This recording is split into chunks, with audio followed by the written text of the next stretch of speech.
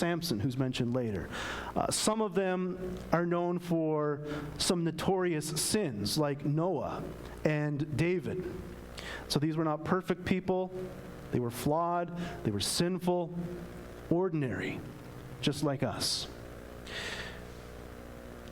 Really, the only hero of the Bible is Jesus. When we get to chapter 12, verse 2, it says, "Fix your eyes on Jesus." Well, fix your eyes on these people. They're good examples, but the one we're really to fix our eyes on is Jesus, who endured the cross. So the life of faith is for ordinary people, first of all. And then secondly, the life of faith is the only life that pleases God. Look at verses 4 through 7. By faith, Abel offered to God a more acceptable sacrifice than Cain. We don't really have time to think about why it was more acceptable. Some would say it was because it was a blood sacrifice, but really that's not stated in Genesis chapter 4, 3 and 4. Rather, I think it had to do with Abel himself, his heart. It says God was pleased with Abel and his sacrifice. We can give a huge sacrifice to God, but if our heart is not right, then God is not pleased with the sacrifice. But he offered to God a more acceptable sacrifice than Cain, through which he was commended as righteous, God commending him by accepting his gifts. And through his faith, though he died, he still speaks. We'll see that in chapter 12. Verse 5, by faith Enoch was taken up so that he should not see death, and he was not found because God had taken him. Now before he was taken, he was commended as having pleased God. And without faith, it is impossible to please him. For whoever would draw near to God must believe that he exists and that he rewards those who seek him. By faith, Noah, being warned by God concerning events as yet unseen, there's that thought of believing though we cannot see, in reverent fear constructed an ark for the saving of his household. By this he condemned the world and became an heir of the righteousness that comes by faith. We could go back to chapter 10. Remember that these books of the Bible were not originally put into chapters and verses. And so sometimes when we get to a new chapter, we can forget about what has been written previously. Think about the end of, what we could look at it, the end of chapter 10, where the author quotes from the book of Habakkuk. Paul quotes from this same passage in Romans and in Galatians. But in Hebrews chapter 10, verse 31, this is God speaking, but my righteous one shall live by what? By faith. There we have that phrase, by faith, which probably led the author to think about all of the people who lived in the Old Testament by faith. My righteous one shall live by faith, and if he shrinks back, if he turns away, my soul has no pleasure in him. And so there we have the thought of pleasure. Here, God has no pleasure in the one who shrinks back, who turns away, who gives up. Remember, the whole purpose of Hebrews probably was to encourage believers to persevere, to endure. And so he talks about in chapter 11, living by faith. He'll talk about in chapter 12, enduring, as Christ endured the cross.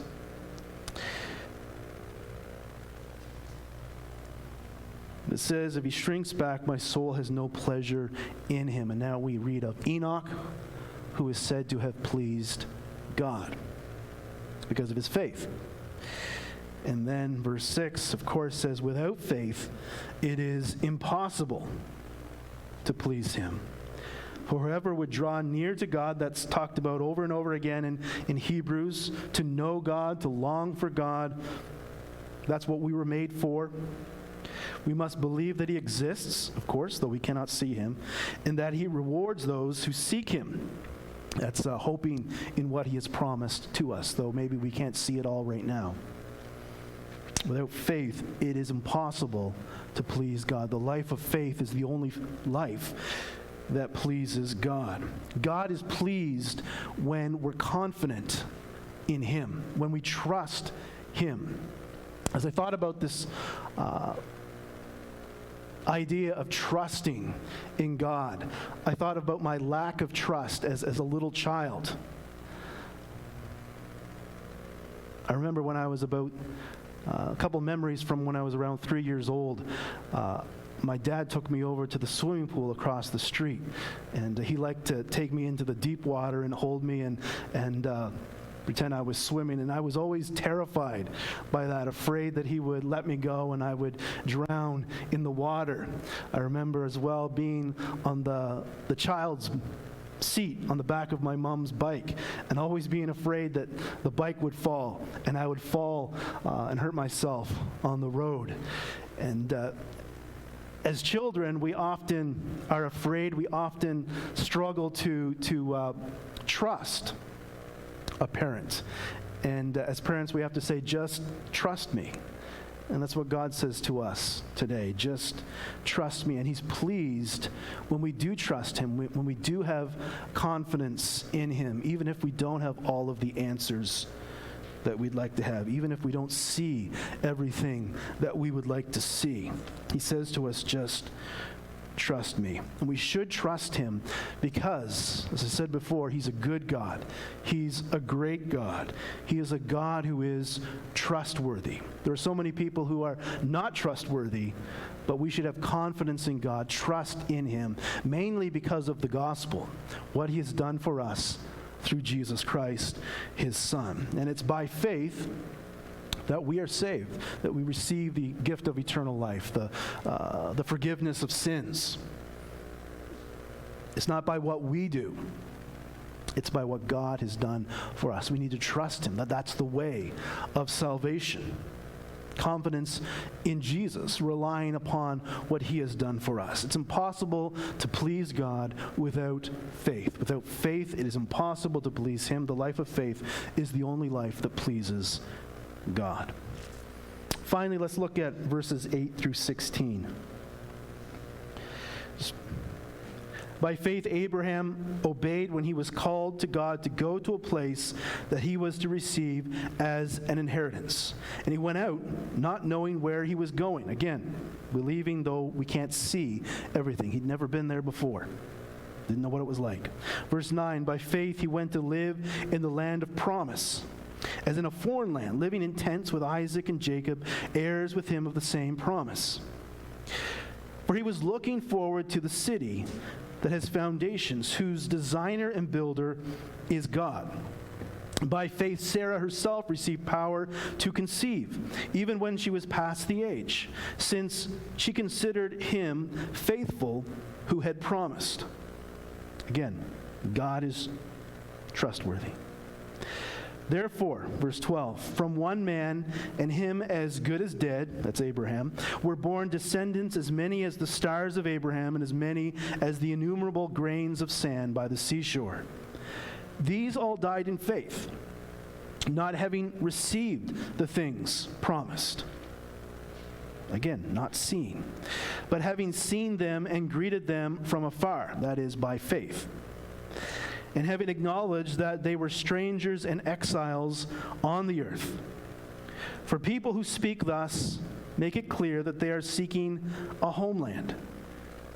If they had been thinking of that land from which they had gone out, they would have had opportunity to return. But as it is, they desire a better country. There's that word better that we've seen over and over again in Hebrews. They desire a better country, that is, a heavenly one. Therefore, God is not ashamed to be called their God, for He has prepared for them a city. What we read there is that Abraham and Sarah were content to live as strangers and exiles on the earth. If you go over to the New Testament, 1 Peter 2, verse 11, the Apostle Paul calls Christians sojourners and exiles. A sojourner, a stranger, means the same thing. It means that we're living in a place that is really not our own. Abraham and Sarah lived in that land that God had promised to them, but it was not yet their land. And so they lived as strangers and exiles. So how can we be content to live in this way, living in this world where we might not get everything that we desire? It says that they had the promise of a better country. They believed that God had prepared for them a city.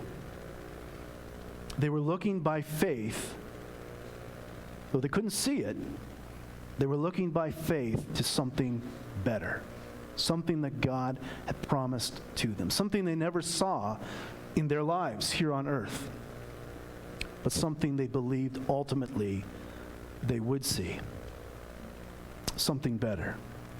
And so like Abraham and Sarah,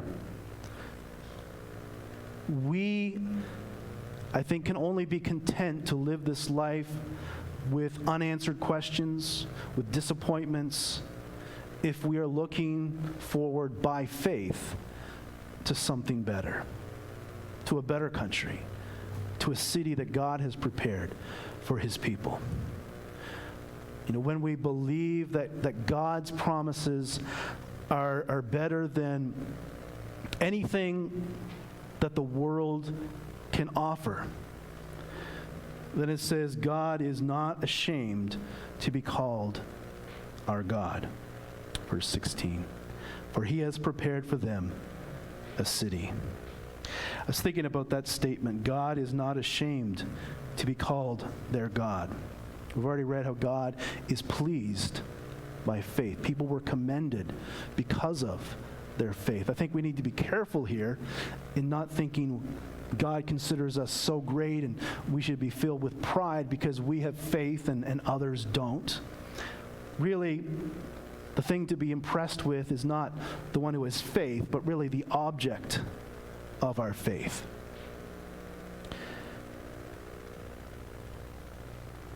When you have faith in someone, it's because of who they are, their character.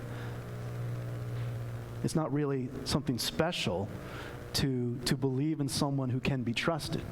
Really, the one to be praised is the one who can be trusted. But at the same time, it does say that God is not ashamed to be called our God if we live by faith. Can we even say that God is not only not ashamed, but proud to be called our God? Something to think about. We can have faith in him because of who he is. He doesn't ask us to live in a way that relies upon us, that somehow we're to earn our favor with God, that we're to live according to our own wisdom. He tells us to live by faith. The assurance of things hoped for, the conviction of things not seen. It's an amazing thing to think about that statement. God is not ashamed to be called their God. And so this life of faith, it's a life that is for ordinary people, and really it's the only life that pleases God. And it's the only life in which we can be made right with God.